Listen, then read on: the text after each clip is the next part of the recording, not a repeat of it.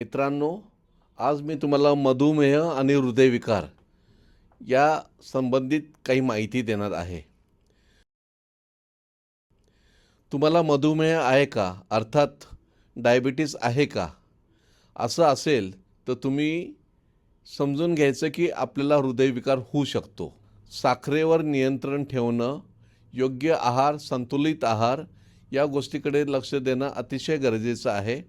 कारण साखर जोपर्यंत प्रमाणात असते आपल्या शरीरामध्ये, तोपर्यंत ती आपल्याला ऊर्जेच्या स्वरूपामध्ये मिळत असते.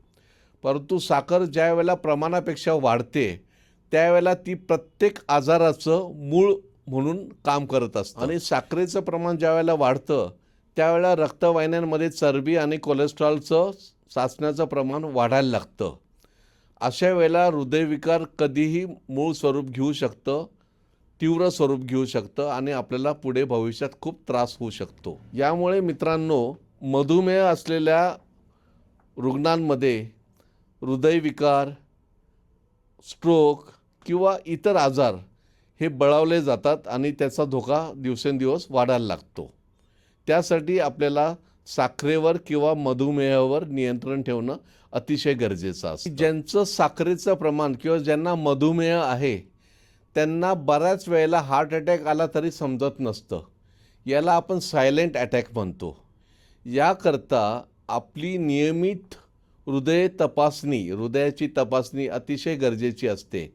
मित्रांनो, फक्त साखर नियंत्रणात ठेवणं हे महत्त्वाचं नसून त्यासोबत आपला ब्लड प्रेशर, आपलं कोलेस्ट्रॉल लेवल, आपलं जीवनमान, आपली जीवनशैली, आपलं संतुलित आहार या गोष्टी तेवढ्याच महत्त्वाच्या असतात.